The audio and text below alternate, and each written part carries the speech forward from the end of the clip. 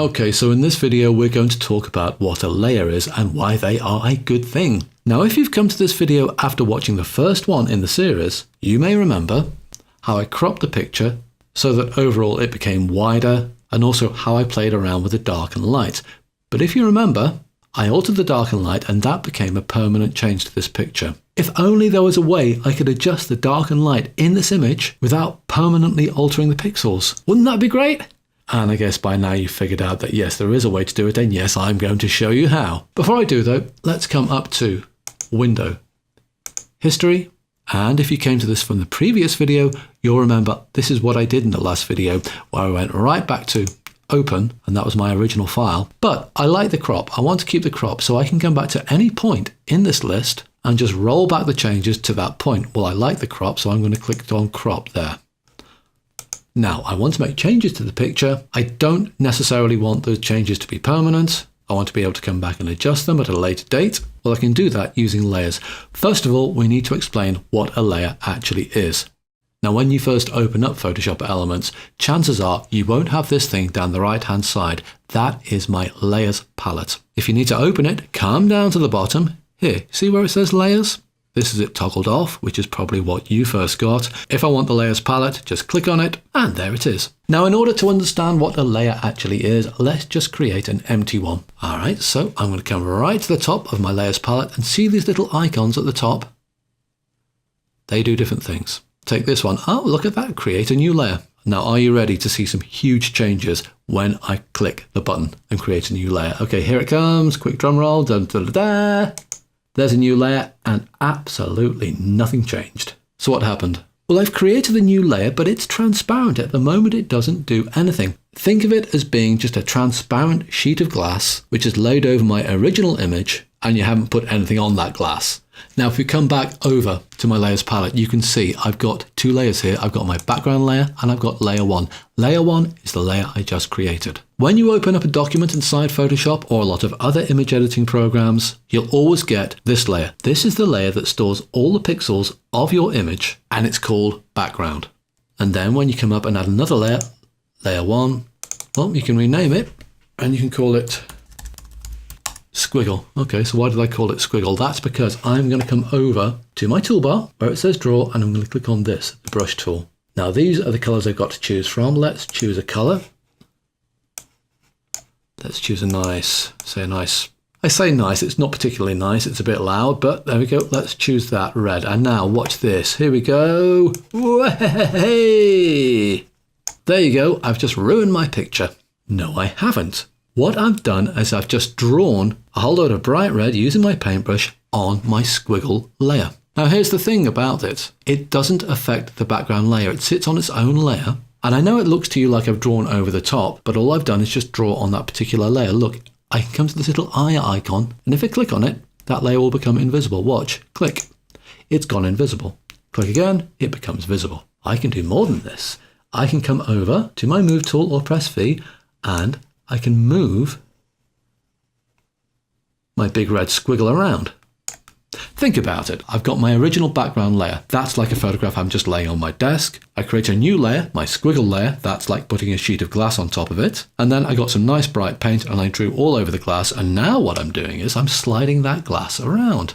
It's not affecting the photograph underneath because the glass protects it. But this is like a sheet of super glass. Look, if I come up to one of the corners, I can make this bigger or smaller. See? I can stretch it, I can size it, I can commit that current operation. And look, here's a couple of other things. If I come to my layer palette, look, see where it says opacity? At the moment, it's 100% opaque. I can make it, so it's what? Now it's 41% opaque. Can you see how you can see some of the underlying layer underneath? Another nice thing about layers, you can control how see-through it all is. Oh, and just one thing, if I zoom right in on this squiggle layer in my layers panel, you'll notice you've got a series of little squares. You've got white square, light grey square, white square, light grey square, and then you can see a little miniature version of that red splodge of paint that I put down. Wherever you see that white and light grey checkerboard pattern, all that's telling you is that those bits on the actual layer are transparent. That is a convention used by just about every image editing program I know. White and light grey checkerboard means those areas are transparent.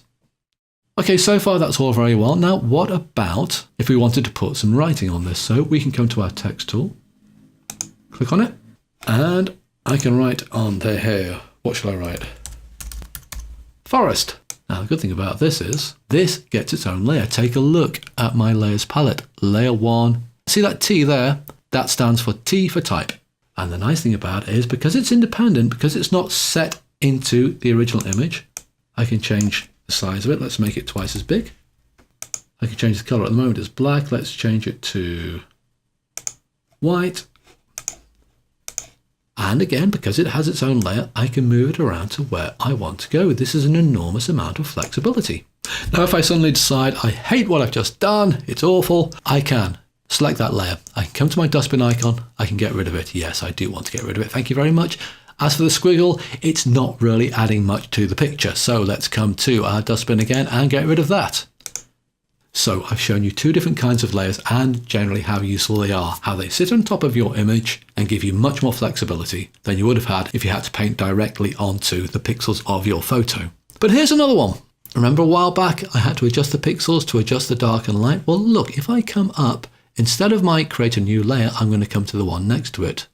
Create a new fill or adjustment layer. I'm going to come to where it says levels. Now, we used this in the previous video.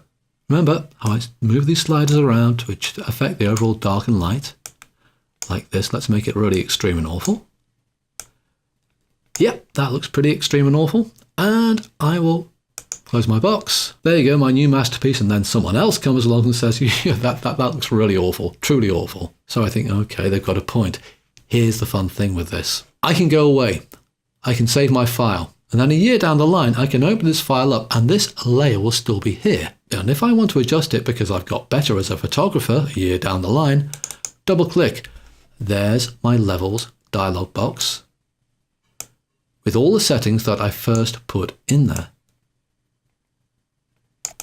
So I can adjust my picture without permanently altering the pixels of the original image. My adjustment layer is making the image appear different, but the underlying pixels haven't changed. Look, this might be a subtle difference, but if I make this layer invisible, look, invisible.